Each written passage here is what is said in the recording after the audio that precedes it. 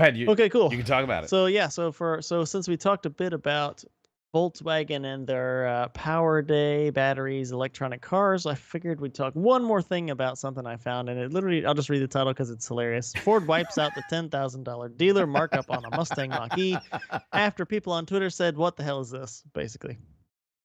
So the That's long and the awesome. short of it, let's see. There's a Ford dealership in Illinois, and people had walked in and seen a nice blue oval colored Mach E in the showroom. It's not available for test drives, Hmm.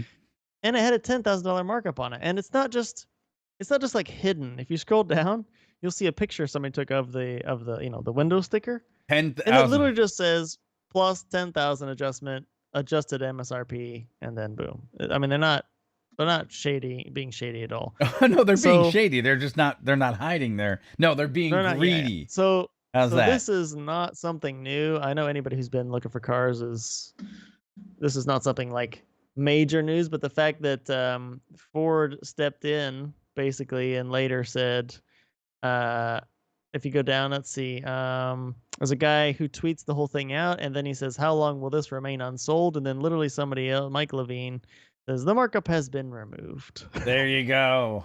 Very nice. So I mean, if you guys know how car makers or sell their cars to dealerships, and the dealership literally is its own business, even though it's like a Ford dealer. They're mostly been able to just do markups. It's their car after they buy it, and there might be some stipulations when Ford sells a new model and they say, you can't do this with this car. You need to keep one in the showroom, whatever it might be. Sure. And usually they're kind of still have some leeway there, but this time Ford's like, no, No, no, no, we want people to buy this, and this is bad publicity, and you're just you're not going to do it. yeah, yeah, no, let's not do that. So You let's sell the let's car. let's So let's bring something up really quick.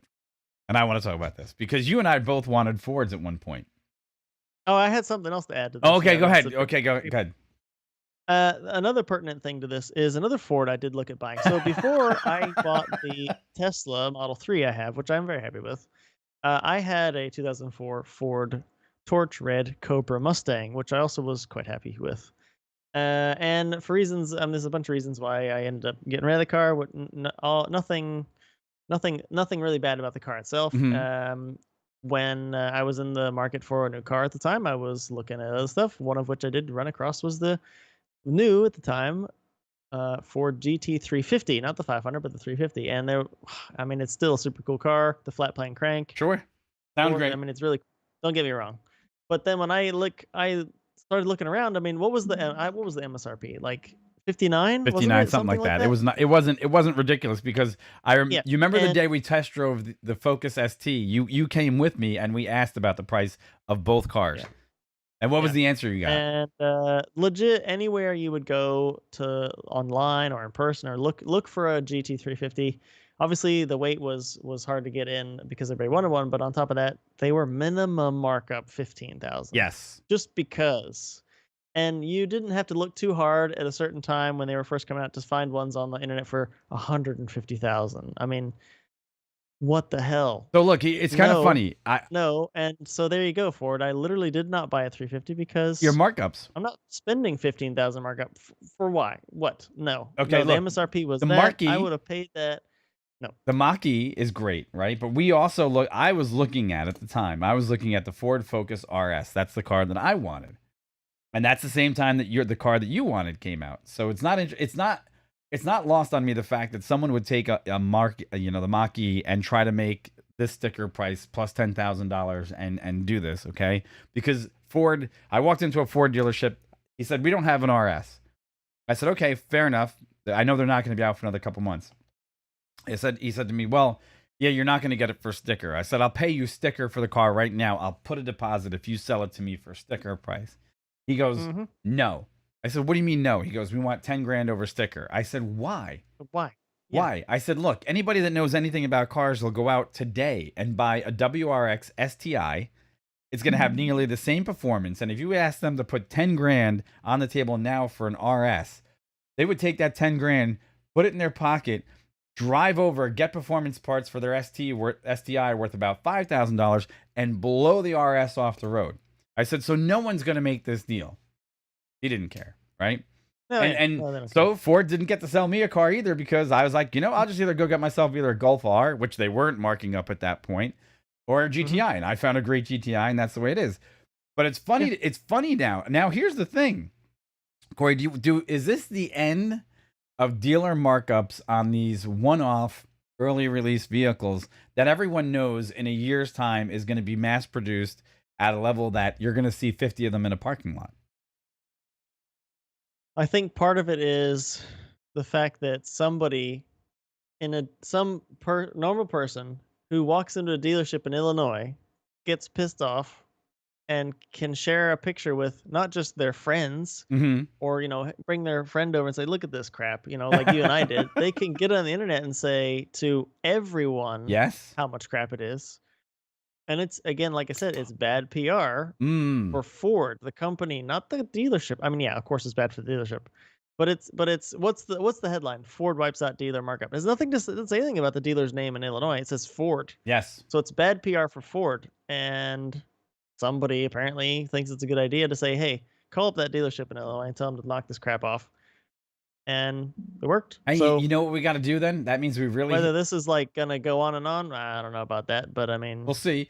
But this is what we have to do now. Now we really have to take a picture of us covering a rocket launch with a plea to Starlink to help us.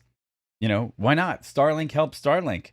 Help us cover more Starlink launches and SpaceX launches so we can put this on Twitter and, maybe they'll give us a free Starlink. I'm down. There I'm we down. go. I mean, yeah. That's our next. I mean, yeah. So That's our next attempt. All right. yeah. So that's there you go. that's about all we have time for today. If you guys have anything else to comment on, and if you want us to hit up any other subjects, by all means, please like, subscribe, follow, and then leave a comment below and let us know what you think about this later debacle with Ford and the Mach E, because heck, I think it's funny.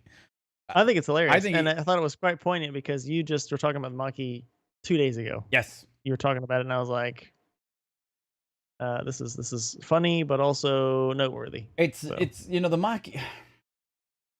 It's funny to see all these players get into the electric vehicle range, right? It's fun. It's great to see everyone combine their thinking and the fact that they know electrics are now a proven formula thanks to Tesla, right? You don't get where you are today without Tesla being successful at what they've already done with the Model X, the Model Y, the Model S, Model 3. Yeah. Nobody even gets in this marketplace. They don't even, matter of fact, for most of them, he's like Tucker, right? He doesn't even have a chance in the industry of surviving. Well, now they all want to bite off of his success. Mhm. But to see this is hysterical. Now I wonder if Tesla, I wonder if there was MSRP bumps on Teslas when they first came out. From the showrooms, no, because remember that was one thing I really liked about Tesla was when we were looking at Teslas and I went to a showroom because they're not dealerships, they're showrooms. Right. You cannot buy the car. Oh, that's from right. the person at Tesla. When you walk into a Tesla That's right. showroom, it's not a dealership. You don't buy cars there. You can't buy cars there. You buy them online. And that was a so lot of blowback. there's no markup. If you guys look on Tesla's website and it says the price is whatever, that's the price. You go through the website and that's what you pay. There's no, the guy that you test drive from, you go and test drive a Tesla, he doesn't get any commission whether you are happy, sad, you buy it 20 minutes later. There's no referral code, none of that crap. Which was awkward when I bought the car online because I was like, wow, I just bought a car online. I'm not sure how to feel about this. I spent a lot of money, I don't know. This isn't a phone. But at the same time, I was like, dang, that's cool. Like, but you never drove it before. Stuff. You never drove the Model 3 before you. I never drove a Model 3. But you drove the S. I drove the S multiple times, and we'd seen in person, and I'd seen I put a reservation down on the Model 3 before we'd seen it. Right. Like unveiled, but it was fully refundable, and so when we actually got to see it, and then when we dated about it, I was like, all right, fine, let's just do it. That reminds me of how much trouble Musk and company went through with Tesla when they were doing that, because a lot of states turned around and started to say, you can't sell cars in our state because we don't allow you to sell cars from a website. You have to have a dealership. Now I remember that. Yep. And that brings up, and they got a lot of brushback for that in certain locations. That they said that some people had to go to other states to buy a car. Yeah, that's right. Cool. Well, let's see if Ford's going to learn its lesson. But it looks like this This Mach E is going to walk out of the dealership $10,000 lighter and on MSRP. Now, I bet you he has to pay deal. I bet you this guy, whoever's going to buy this car going forward, is going to pay sticker price, though. Right? He's not getting a rebate. He's not getting a rebate on this one. Oh, yeah. No, I can't imagine. No, that's I the don't case. imagine that's happening. All right, so that's it for us. It's Friday. It's time for us to get out of here. We appreciate you guys for tuning in. There is a scheduled launch for 5 a.m. on Sunday. I don't think we're doing that one. I don't think we're going to get enough people. That's a big negative from me on this end, unless something really changes. Unless something really changes. If it goes to maybe 8, maybe 9 o'clock in the morning, or it goes to maybe on a Monday at 7:30 in the morning, maybe. But yeah, we'll see. We'll see. But if you got nothing else to add, I got nothing else to add, except for have a great weekend. I'm good. Same to you, man. Take it easy. All right, everybody. YouTube, take it easy. Stay safe. Have a great weekend, and we'll see you on Monday. Take care. Bye. We can't go do anymore because it doesn't make that sound. It's Harris Heller now. Are you playing it now? Oh, yeah, it's out. We're out. But we're talking. I'm talking. We're not fully out yet, though. Yeah. We got Harris going.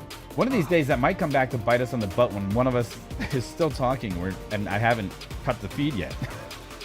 No one just keeps going, and we're like, oh, God. we start saying something, we're like, oh, and then we realize, 10 seconds later, like,